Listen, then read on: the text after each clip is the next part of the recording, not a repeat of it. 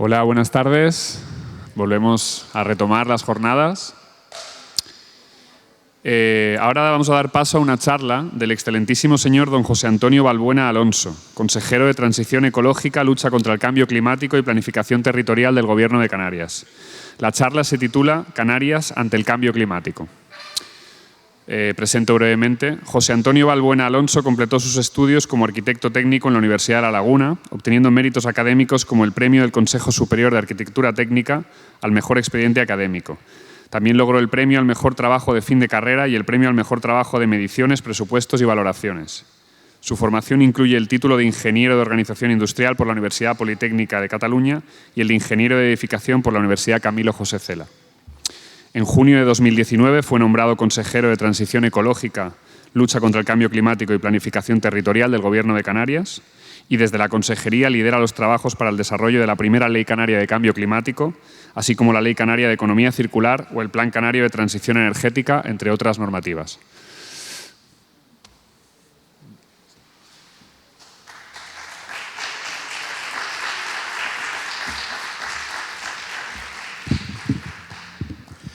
¿Qué tal? Buenas tardes. Primeramente agradecer al Cabildo la oportunidad que me da de poder compartir algunas reflexiones en torno a lo que llamamos todo el cambio climático, la problemática. Están teniendo charlas bastante interesantes, como la que han tenido con Antonio Turiel.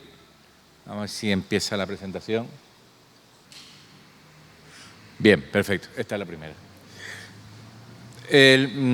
Ahora, hablar de cambio climático, aparte de que cada vez escuchamos más, pero es importante saber cuáles son los orígenes de las causas que están originando el cambio climático. Y nos tenemos, evidentemente, que remontar al siglo XVIII, al comienzo de la primera revolución industrial, ¿no? En la primera revolución industrial se produce un cambio radical desde el punto de vista de la relación del ser humano con su entorno. Empezamos a consumir cada vez más recursos, más allá de lo que la propia naturaleza era capaz de poder resarcir.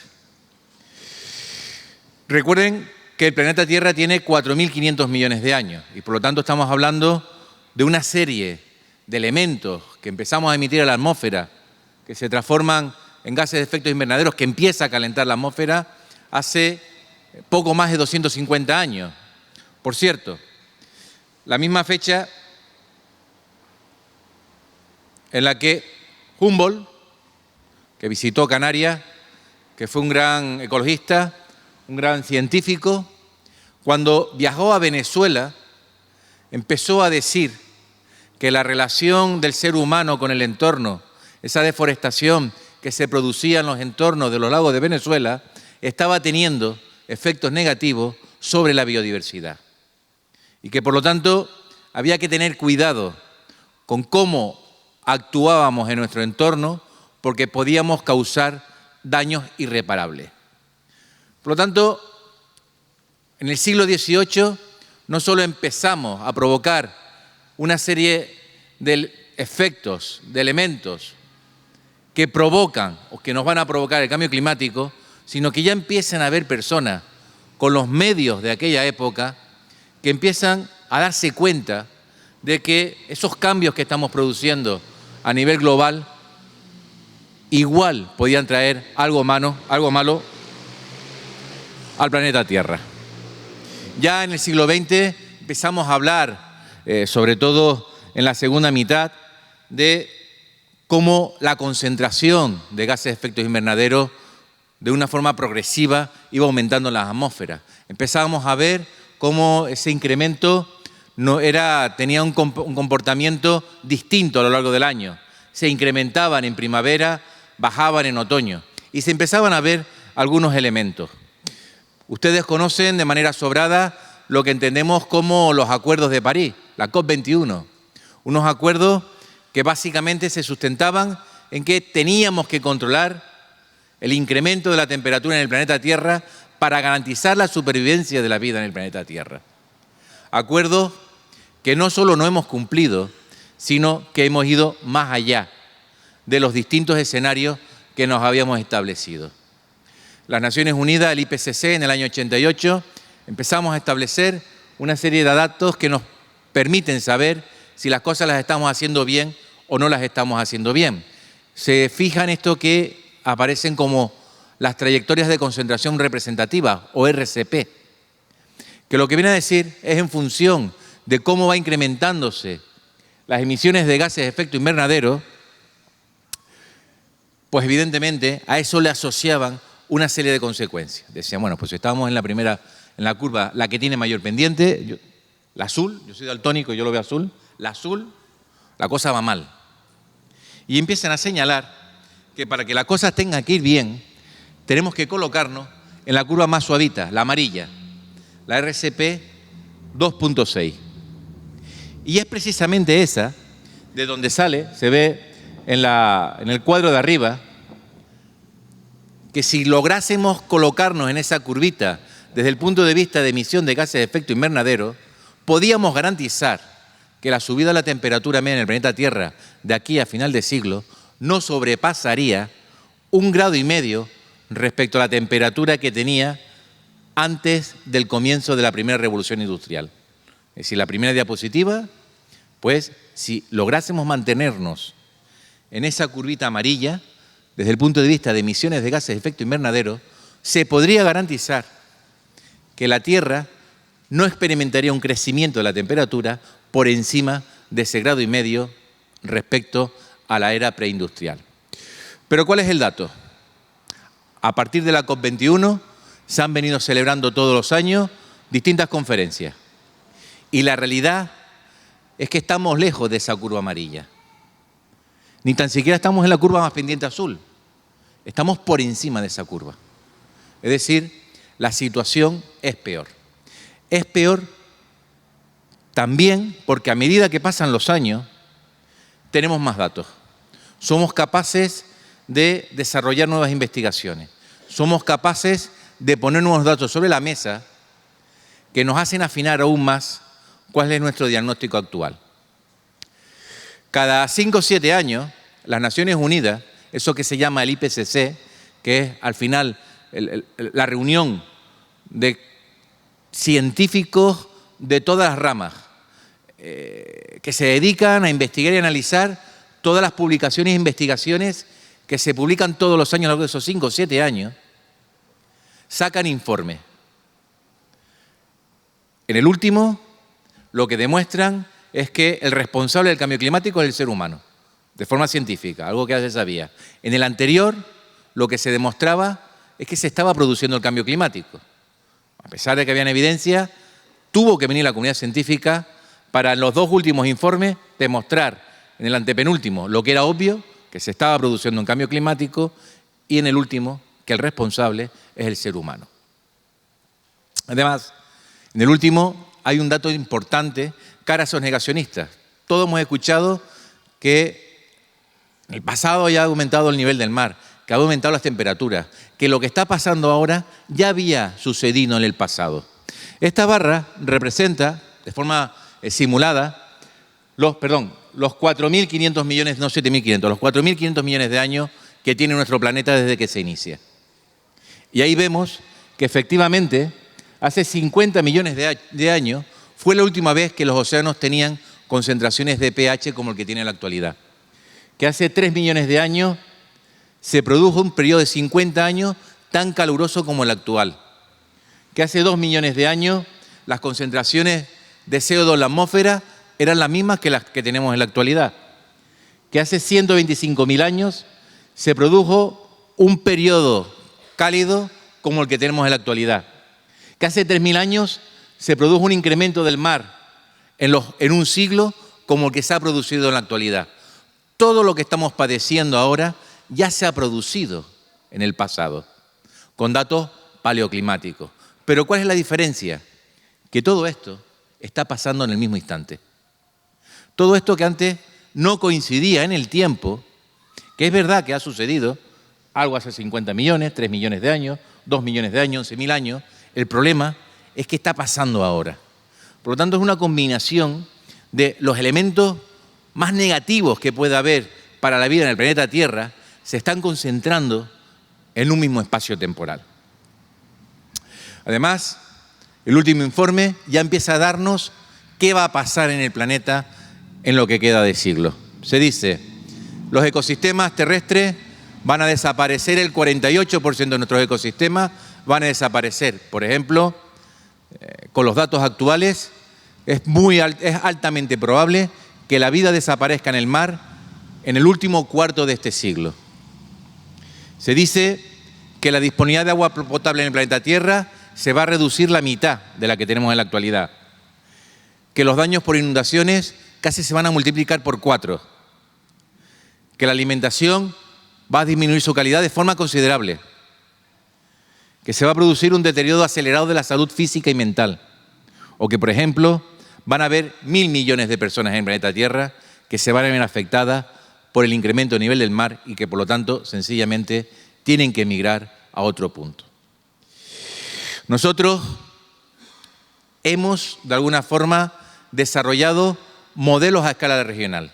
Esos datos que ustedes han visto ahí, que los pueden consultar, lo que hacen es, los científicos dividen el planeta en cuadrados de 100 kilómetros por 100 kilómetros de largo.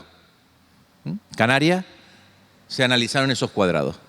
Y a partir de ahí, pues se empiezan a sacar una serie de conclusiones. ¿Qué hemos hecho nosotros en Canarias? Nosotros en Canarias hemos ampliado la lupa. Y en lugar de estudiar Canarias en kilómetros de 100 por 100, hemos hecho cuadrados de 3 kilómetros por 3 kilómetros. Es decir, hemos hecho esta retícula. Con lo cual, hacemos un estudio mucho más aproximado de lo que va a pasar en Canarias. Y evidentemente, lo que voy a exponer son las conclusiones que ya conocemos para Canarias. Sabemos que en Canarias, al igual que en el resto del planeta, las temperaturas están aumentando. Aumentan más por la noche que por el día. Por la noche cada vez son más cálidas respecto al día. Pues bueno, tenemos datos del doctor Juan Pedro Díaz, de la Universidad de La Laguna, que nos revela el siguiente dato.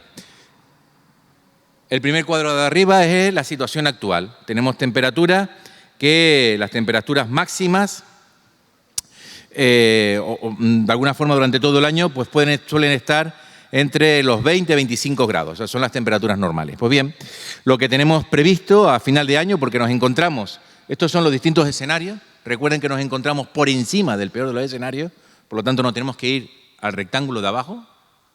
Las previsiones es que en el último periodo de este siglo, a final de siglo, la temperatura en Canarias suba entre 3,5 grados y 4,5 grados. Recuerden que el objetivo que nos habíamos marcado a nivel global es no subir más de 1,5 grados. Por lo tanto, en Canarias no solo es que no subamos, controlemos ese 1,5 grados, sino que vamos a ir a casi los 4,5 grados. Si nos vamos a otros datos como son las noches tropicales, es decir, esas noches en las que nos cuesta dormir, noches con más de 20 grados centígrados, en la actualidad, pues bueno, pues si vemos el cuadro de arriba, que es la situación actual, estamos en torno a las 20 noches al año, son noches complicadas para poder dormir. Eso que se denomina noches tropicales. El último cuadro abajo a la derecha, lo que nos pone en evidencia que ese número de noches puede llegar de forma normal entre 70 y 80 noches al año, vamos a tener noches cálidas. Eso va a tener un efecto directo sobre la salud, sobre el descanso de las personas. Pasamos a tener de 20 al año, donde bueno, pues nos cuesta dormir, a tener casi 80 noches al año donde nos va a costar dormir. Y además tiene otro efecto indirecto, y es el consumo energético de aire acondicionado. Por lo tanto, vamos a consumir seguramente más energía de la que estamos consumiendo en la actualidad para nuestra refrigeración. Si hablamos del tiempo que pasa entre que tenemos temperaturas elevadas y volvemos a tener otra ola de calor, bueno, ahora de manera recurrente tenemos unos datos pues que nos dicen que por encima de 20 grados pues la situación es normal, pero sin embargo en la última cuadro de abajo se nos pone que los tiempos recurrentes cada 10 días en la última cuarto de este siglo seguramente tengamos episodios de olas de calor, temperaturas extremas como esta o mayor que esta, cada 10, 15, pero en torno a los 10 días vamos a tener temperaturas máximas. Pero es que eso no es todo, sino que las temperaturas extremas, el número de días que van a durar las temperaturas extremas, que normalmente estaba entre 6 y 7 días en la actualidad, podemos llegar a superar los 90 días al año. Es decir, 90 días al año con temperaturas extremas. Imagínense 90 días al año con temperaturas como esta o algo superior. Lo mismo, también tiene asociada una serie de elementos que afectan directamente a la salud. Pero si hablamos sobre la nubosidad, pues sucede exactamente lo mismo. Se van a producir cambios drásticos en la precipitación de Canarias. La previsión es que en el último cuarto de este siglo la pluviometría baje un 20% o más de un 20% respecto a los regímenes pluviométricos que tenemos en la actualidad. Pero es que si seguimos avanzando y vemos sobre los riesgos de desertificación, el 82% de Canarias tiene un riesgo serio de desertificación, que tiene dos factores. Factores de origen natural, es decir, las condiciones climáticas, la topografía de los terrenos, que en terrenos con topografías pronunciadas, pues hace que el agua no empape en la tierra, sino que directamente tenga mayores escorrentías, porque cada vez lloverá menos y cuando llueve será de forma torrencial y por lo tanto el terreno no va a ser capaz de poder absorber ese terreno, esa agua, la escasa vegetación que siempre ayuda a absorber el agua o por ejemplo los suelos que tienen muy poca materia orgánica que favorecen para la retención del agua. Pero evidentemente también tenemos factores de origen antrópico, factores humanos, como pueden ser la sobreexplotación que tenemos de nuestros suelos, los incendios forestales, modelos de agricultura intensiva que no son compatibles para poder retener la desertificación de Canarias, el incremento de la población que requiere de un mayor volumen de recursos o el aumento de las infraestructuras, algunas de ellas innecesarias, que también evidentemente perjudican el freno de la desertificación. Por isla, los datos que tenemos es que Lanzarote, Fuerteventura y Gran Canaria, Lanzarote y Fuerteventura ya están desertificadas, queda poco, pero terminarán siendo 100% un desierto. Gran Canaria un 90%. Imaginen todos los montes que ahora tiene Gran Canaria, sencillamente existe una alta probabilidad de que desaparezcan. Tenerife un 70% de nivel de desertificación, La Gomera un 85%, El Hierro un 79% y la que mejor se comporta es La Palma con un 32% de su superficie en un riesgo extremo de desertificación. Pero nuestro gran afectado va a ser nuestra biodiversidad. Canarias es un punto singular a nivel global en materia de biodiversidad. Tenemos el mayor número de especies catalogadas en los distintos catálogos con distintos niveles de protección, pero sobre todo tenemos el mayor número de endemismos, especies únicas en Canarias y que no solo no se dan en otro punto del territorio español, sino que no se dan en otro punto del continente europeo. Se va a producir una reducción potencial del 73% de la superficie que precisa nuestros ecosistemas para poderse garantizar. Todo lo que estamos hablando es diagnóstico de lo que se puede producir si no tomamos medidas. Siempre es bueno tener un buen diagnóstico para no curarnos en salud e ir más allá de lo que nos establece el diagnóstico. Las especies vegetales, animales, para poderse adaptar al cambio climático, lo que intentan hacer es moverse, desplazarse, bien a lo largo o en altitud, ¿no? Es decir, una vegetación como pueden ser los pinares. Estas son las previsiones para la isla de Tenerife, pues vemos cómo existen previsiones. La imagen de abajo de la izquierda es la situación actual, la imagen de la derecha es la situación futura. Pues se ve cómo tanto el retamar como el pinar van a subir de cota, porque también huyen en altura buscando climas más frescos. La vegetación también huye. Por ejemplo, la violeta del Teide, Humboldt cuando la definió, ahora está 300 metros más alta que la cota que Humboldt dijo que era su hábitat natural. Es decir, los vegetales también intentan desplazarse. Los animales tienen una mayor capacidad de desplazamiento que un vegetal. Y nos encontramos como Canarias está siendo perceptora, está siendo el lugar de alguna forma de refugio de especies animales, de especies, sobre todo de aves y de peces, que no era normal que estuvieran en Canarias y que pasó de tener una imagen anecdótica a ser ya población residente en Canarias. Y lo mismo sucede con el mar debido al calentamiento de las aguas del mar. Nos encontramos con especies como el tamboril espinoso, que ya es una especie normal en las aguas del Hierro, cuando hace escasamente algunos años era raro poder encontrarlo. O con especies como el tiburón ballena, que ya es un habitual también en nuestras aguas canarias. Es decir, especies que buscan refugio en nuestras aguas. Pero también sucede a lo contrario, es decir, especies como pueden ser las sardinas, que cada vez están en latitudes más al norte de las aguas canarias y cada vez hay que ir a cogerlas más al norte de lo que era normal. ¿Por qué? Porque nuestras aguas también se van calentando y las especies que estaban en nuestras aguas buscan aguas no tan cálidas como las nuestras. Tenemos el análisis de cuáles son la identificación de los sumideros y los refugios climáticos que tenemos que proteger.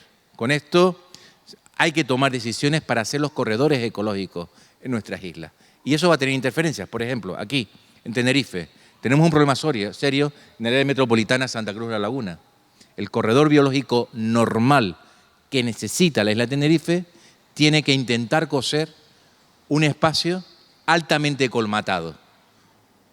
Aeropuerto, autopista, población de la laguna, población de Tacoronte. No nos queda otra que intentar coser mediante lo que llamamos corredores ecológicos, porque sabemos cuáles son los mapas, sabemos cuáles son los hábitats que tenemos que proteger para que esas especies que están huyendo puedan ir a un lugar donde podemos garantizar su supervivencia para los próximos años. La subida del nivel del mar, también tenemos hecho un análisis exhaustivo de lo que va a pasar en Canarias con la subida del nivel del mar. Lo primero que hay que decir es que en Canarias la subida media del nivel del mar va a ser superior a la que se prevé a media a nivel global. Y eso va a tener datos importantes para Canarias de forma evidente. Nosotros estamos muy conectados a nuestras costas, desde el punto de vista económico, desde el punto de vista social, desde el punto de vista cultural, y lo que hemos hecho ha sido una modelación compleja, donde hemos tenido en cuenta los distintos usos del suelo, donde hemos tenido en cuenta los distintos elementos que vinculan a la población, las infraestructuras insulares, municipales, provinciales, autonómicas. Hemos hecho un análisis de hasta casi 30 subtemas con infinidad de magnitudes que hemos ido valorando, espacios públicos abiertos, científicos tecnológicos, deportivos, infraestructuras, abastecimientos, transporte terrestre, marítimo, y cómo va a afectar la subida del mar a todos y cada uno de estos elementos. A cada elemento le hemos dado un valor en función de la gravedad y lo que puede suponer esa afección en nuestra relación socioeconómica a nivel regional. Y hemos obtenido datos realmente importantes. Por ejemplo, es altamente probable que de aquí a final de siglo el 2% de la población canaria, no hemos considerado un incremento de la población que se va a producir, teniendo en cuenta la población actual, que el 2% de la población canaria, es decir, estamos hablando de 40.000 personas, hay que recolocarlas. Hay que directamente, no van a poder seguir viviendo donde están viviendo. 40.000 personas. Parece un número corto, pero es un número importante. Y casi el 10% de la población turística que está residente aquí, que está muy concentrada en las costas, también hay que reubicarla. Eso significa readaptar todo lo que actualmente está afectada por ese 2% y buscarle, para empezar, un sitio nuevo. Tenemos datos de que respecto a las playas, casi la mitad de las playas van a desaparecer en la segunda mitad de este siglo. La primera playa que va a desaparecer de aquí al 2050 por el incremento del nivel del mar. El nivel del mar incrementa por varios factores. Un factor importante, el mayor de todo, es el incremento de la temperatura, ¿no? Sabemos que un líquido, ustedes en su casa, cuando ponen a calentar agua, el agua hierve y lo que va haciendo es aumentando de volumen. Pues eso es lo que está pasando. El mar se calienta y aumenta de volumen. Claro, la masa de mar que se está calentando pues es importante y está aumentando el volumen. Otro efecto es el derretimiento de los polos. Otro efecto es el derretimiento de las placas continentales, es decir, esas zonas de hielo que existen en los continentes, no en los polos, que desaparecerán en la segunda mitad de este siglo. No habrán espacios continentales con hielo. Y un cuarto efecto es la escorrentía de las lluvias que van a nuestros mares, lluvias torrenciales, que la Tierra es incapaz de poder filtrar y que directamente acaban en nuestros océanos. Pues bien, en Canarias prácticamente la mitad de nuestras playas van a desaparecer. La primera será la playa de Alcalá en Tenerife antes de que llegue el 2050. En La Palma, estas playas que están aquí tienen una alta probabilidad de desaparecer. El Bujarén, La Cangrejera, Lomada Grande, Rompecabos, El Burro, Pozo Norte, Las Cabras, Nogales. Espacios que ahora tenemos y que sencillamente no habrán playas. Lo que habrá es mar golpeando contra una pared. Porque claro, no todas las playas pueden comportarse de la misma forma. Hay playas que pueden retirarse y hay otras playas, por ejemplo en Tenerife, que tienen muchas playas que van a desaparecer porque sencillamente la tierra no tiene este espacio para ir hacia atrás. En La Palma, estas playas que están aquí, tienen un riesgo serio de desaparecer en la segunda mitad de este siglo. Desde el punto de vista de la infraestructura sucede exactamente lo mismo. Hay infraestructuras de todo tipo que se van a ver afectadas. Aeropuertos de Lanzarote y Fuerteventura, por donde vienen los turistas, que sencillamente hay que cambiar de sitio, porque en la segunda mitad de este siglo van a quedar inoperativos porque el mar, con láminas de menores de 10 centímetros, pero al final estamos hablando de láminas de agua, lo van a poner en un cierto riesgo en las operaciones en esos aeropuertos. Imagínense una isla de Lanzarote y Fuerteventura sin aeropuertos. Es decir, atacamos directamente su principal actividad. O en el caso de la isla de La Palma, la avenida marítima de Santa Cruz de La Palma, ¿no? Es la única infraestructura que tenemos detectada que se va a ver afectada, ¿no? Que va a tener riesgos serios de afectación en la segunda mitad de este siglo. Respecto al patrimonio cultural sucede exactamente lo mismo, es decir, elementos que están directamente enraizados con nuestra cultura, con nuestra historia, que se va a ver afectados por el incremento medio nivel del mar. Respecto a los hábitats y ecosistemas, pues también, ¿no? Al final no podemos pensar que los únicos que se van a ver afectados somos nosotros. Los hábitats y ecosistemas también se van a ver seriamente afectados. Y todo esto al final tiene una repercusión económica, ¿no? O sea, las previsiones que tenemos es que las repercusiones económicas, estemos hablando de que podamos tener afecciones del casi el 11% de nuestro PIB, es decir, entre 4.500 y 5.000 millones de euros de pérdida todos los años, consecuencia solo del incremento del nivel medio del mar. No estamos analizando el resto de efectos del cambio climático, solo uno. El incremento del nivel medio del nivel del mar, 11% de pérdidas anuales en nuestro PIB, de 4.000 a 5.000 millones de años.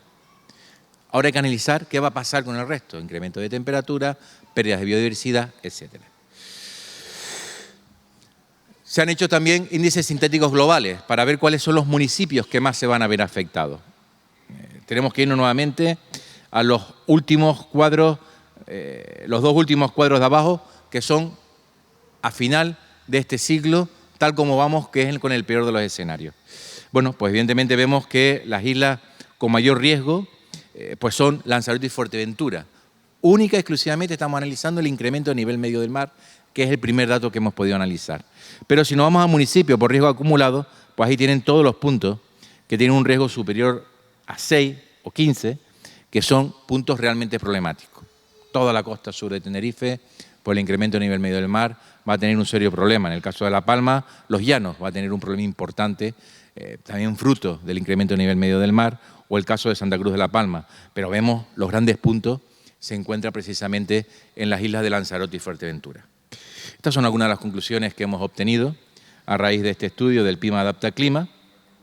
Los efectos en la salud, porque también es importante. Hemos podido constatar de forma científica, a través de la Universidad de La Laguna, pues cómo evidentemente existe una relación directa entre los episodios de calima, que cada vez duran más en el tiempo, y el número de ingresos que se producen en las plantas hospitalarias, incluso el número de defunciones que se producen en aquellas personas con afecciones pulmonares que se ingresan, ¿no? Es decir, existe una relación directa, evidentemente, sobre el efecto del cambio climático en la salud, pero que son datos que al final lo que hacen es refrendar y aterrizar los datos de la OMS a nivel Canarias, ¿no? Pues sabemos que el 23% de las muertes a nivel global están relacionadas con el cambio climático y que nuevamente, pues evidentemente, son precisamente aquellos países que menos oportunidades tienen, con los que más se ceban los efectos del cambio climático a todos los niveles, ¿no?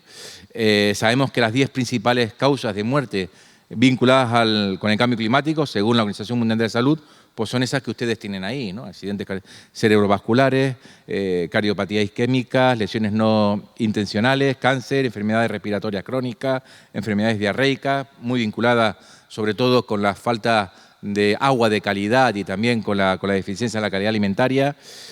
Sabemos cómo influye en nuestro medio ambiente, en nuestra salud, es decir, son datos que de alguna forma tenemos muy contrastados. Por lo tanto,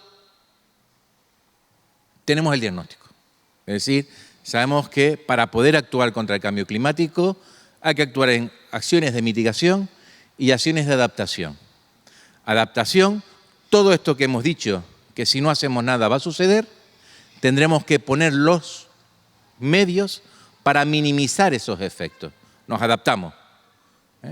Sabemos que tenemos un problema en la avenida marítima, pues habrá que buscar las fórmulas para que ese incremento en el nivel medio del mar no afecte a la avenida marítima. Eso es adaptación. Y mitigación, reducir los causantes de los efectos del cambio climático pensando en las generaciones futuras. Este es un triángulo de coste donde, bueno, pues se ven los tres vértices. El vértice de arriba es mitigación total. Si ven la arista de la derecha, invertimos en menos mitigación e invertimos más en mitigación.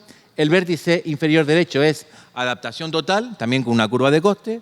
Y el vértice inferior izquierdo es no adaptación, no hacemos nada, desde el punto de vista de coste. Aquí lo que vemos es que si no hacemos nada en adaptación, pues evidentemente ni en adaptación ni en mitigación, por la situación es compleja. Pero existe una relación directa de manera que cuanto más invirtamos en adaptación, menos tendremos que invertir en mitigación. Por lo tanto, en la medida que seamos capaces de tener en cuenta que tenemos que buscar el equilibrio, pero que sobre todo ahora tenemos que invertir bastante en adaptación, eso nos va a ayudar, porque en la medida que nos coloquemos en un punto interior del triángulo asociado a una línea de máximo coste de adaptación, los costes de mitigación, pues evidentemente se van reduciendo. La situación no es sencilla, ¿no? De lo que se trata es de empezar a levantar conciencias que cada vez están más levantadas, ¿no? Aquí no se trata de ser especialista en cambio climático.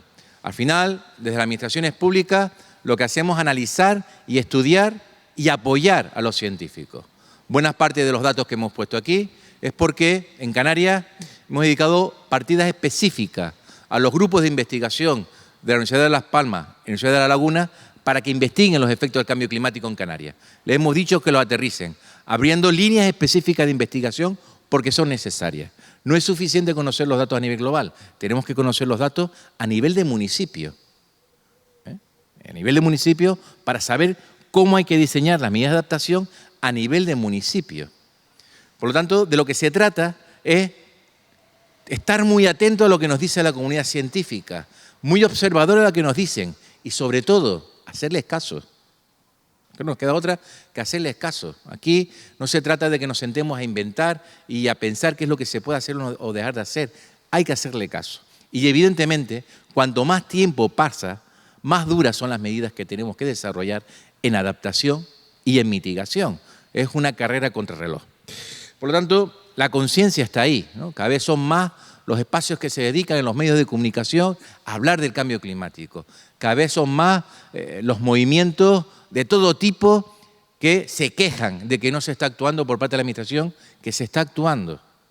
Se está actuando. No es fácil actuar, pero se está actuando y habrá que actuar con mayor contundencia. Porque estoy convencido de que al final, más pronto que tarde, pero sobre todo más pronto que tarde, vamos a lograr cambiar el rumbo, por lo menos de lo que estamos haciendo en nuestro entorno más próximo. Bien es cierto que la tarea del cambio climático, las adaptaciones es una acción local, nos corresponde a nosotros adaptarnos a los problemas que vamos a tener en Canarias. La mitigación es una pelea global, donde Canarias tiene el 0,03% del problema desde el punto de vista de la generación del cambio climático. Lo que supone Canarias es el 0,03%. No somos el problema a nivel global. Pero evidentemente eso no significa que no hagamos nuestra tarea. La tenemos que hacer. Y si podemos contribuir más del problema que suponemos, mejor. Mejor sobre todo como territorio, mejor como tierra, mejor como población, mejor como cultura. Los grandes responsables pues son los que todos sabemos: Estados Unidos, la India, China y Brasil, ¿no? Por cierto, en algunos casos como la India, con una gran superpoblación, sabemos que no es alto demandante de energía, pero la forma en la que consumen su energía es peculiar, ¿no? No tienen los mismos sistemas que tenemos en Europa, o los que tiene Estados Unidos, o lo que tiene China, o que tiene Rusia. Por lo tanto, más pronto que tarde, en medidas de adaptación, nosotros de alguna forma estamos compartiendo todos estos datos con todas las administraciones locales. Recientemente, con un presidente de un cabildo, cuando le di los datos de su isla, directamente, y se le pone etiqueta a un caso concreto, a una playa, a una infraestructura, a un pueblo, a un bien de interés cultural que está seriamente amenazado por el incremento del nivel medio del mar, cambió por completo la visión. ¿Cómo hemos conseguido poner esa foto concreta? Ya no es con algo que digo, bueno, es que va a subir el nivel medio del mar a nivel global, aquí pasará algo. No, no, ya que te estamos diciendo exactamente dónde va a estar el problema, qué carretera hay que cambiar, directamente lo que me contestó, qué tengo que hacer. Por eso, muchas veces uno en este puesto lee cosas que no le gusta leer y sobre todo dice cosas que no me gustarían decir.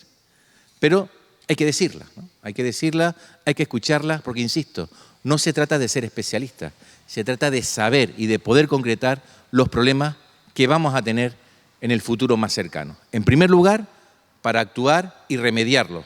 Medida de adaptación, más que remediarnos, protegernos. Medida de adaptación, hace frío en la calle, me abrigo.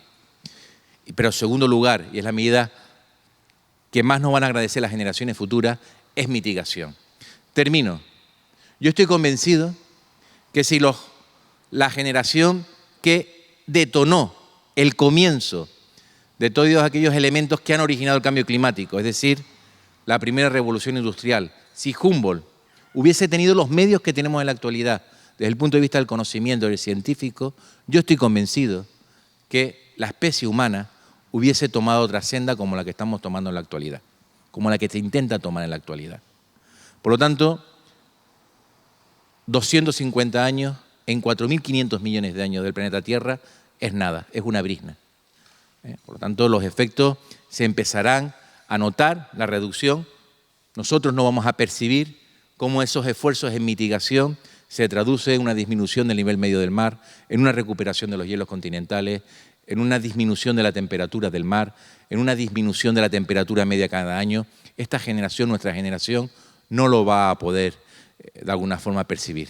Pero sí es verdad que ya nos encontramos a una distancia generacional para que lo peor del cambio climático, de esos efectos, esas personas que han nacido en los últimos años, que tienen menos de 3 años, que tienen menos de 5 años, sí puedan ver ese panorama. Y por lo tanto, nuestra alta responsabilidad ahora es adaptarnos, pero sobre todo también mitigarnos. Invertir mucho en adaptación para reducir los esfuerzos de mitigación automáticamente, pero sobre todo para que estas fotos que cada vez estamos diagnosticando con mayor certeza de aquí a final de siglo, podamos ir diciendo, existía este riesgo, se ha hecho esto, por lo tanto, esto no va a suceder. Eso es lo que estamos haciendo. Por lo tanto, ahora de lo que se trata es de, pues eso, de todos nuestros entornos, saber que está pasando algo y cada vez ejercer una mayor presión para que todos aquellos cambios que son necesarios introducir no tengamos tanta reticencia para poderlos introducir. Por lo tanto, muchas gracias al Cabildo de La Palma por la oportunidad que nos han dado, por lo menos a mí, de compartir algunas reflexiones, más allá del cargo político, sino bueno, por curiosidad y de estudio de todos los informes que uno va leyendo de manera diaria. Y bueno, ese es el objetivo de esta charla, el compartir estos breves minutos con ustedes, por lo menos para trasladarles datos que ya conocemos de cosas que pueden, no que van, que pueden suceder en Canarias si no hacemos nada. Muchas gracias.